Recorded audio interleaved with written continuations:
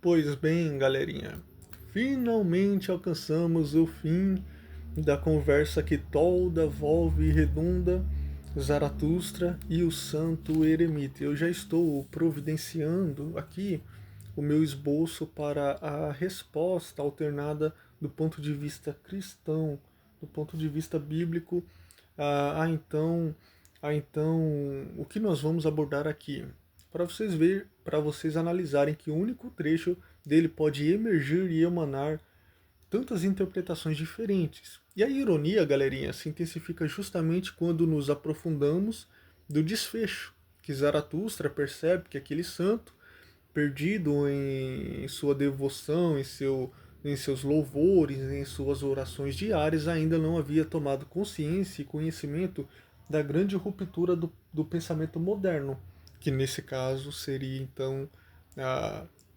a morte de Deus. Mas por favor, vale a ressalva de que Nietzsche é, ele não faz menção da morte física, literal, de um ser ou de um ente divino, mas é a constatação de que o fundamento moral e metafísico oferecido pela figura, oferecido representado pela figura de Deus, perdeu sua autoridade prática na cultura europeia. Não faz sentido para Nietzsche falar em um Deus que morreu no sentido literal, físico. Trata-se antes de uma mudança civilizacional, que a crença enfraqueceu e com ela desfizeram-se os valores que sustentavam então a vida coletiva.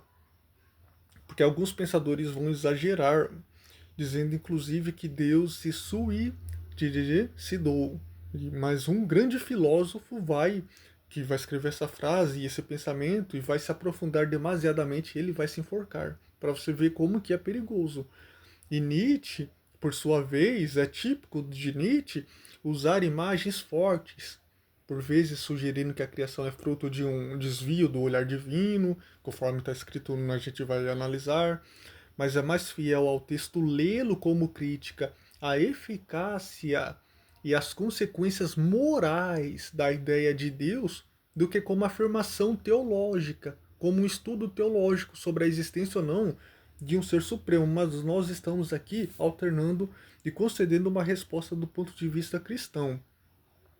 Mas se imaginarmos um criador, conforme Nietzsche vai descrever, perturbado, as implicações éticas e existenciais recaem sobre as suas criaturas, sobre as nossas costas.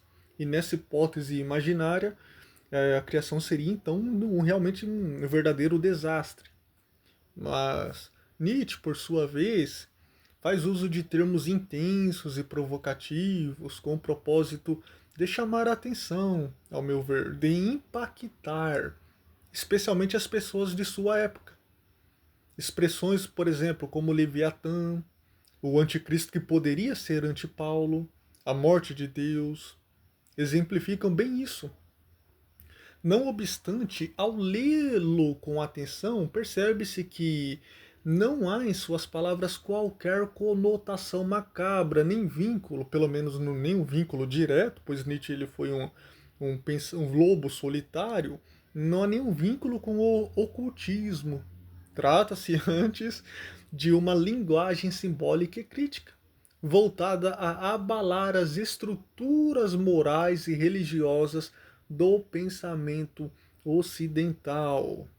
Portanto, turminha, essa então morte de Deus, para Nietzsche, não seria apenas a negação da divindade, mas o anúncio do fim de uma era moral marcada pela submissão cega e pela renúncia irracional.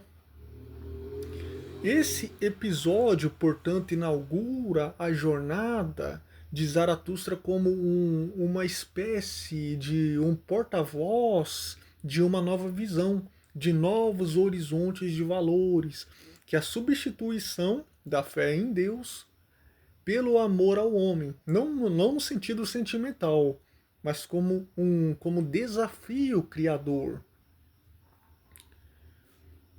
O contraste entre o eremita, o santo eremita e Zaratustra não é apenas religioso, mas simbólico.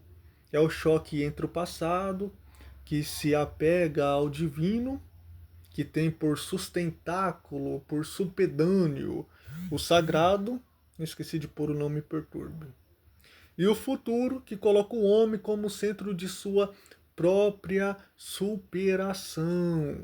O homem como centro de sua própria superação.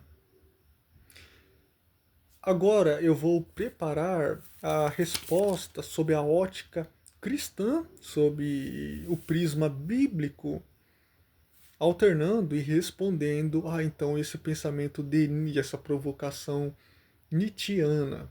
Tá bem, galerinha?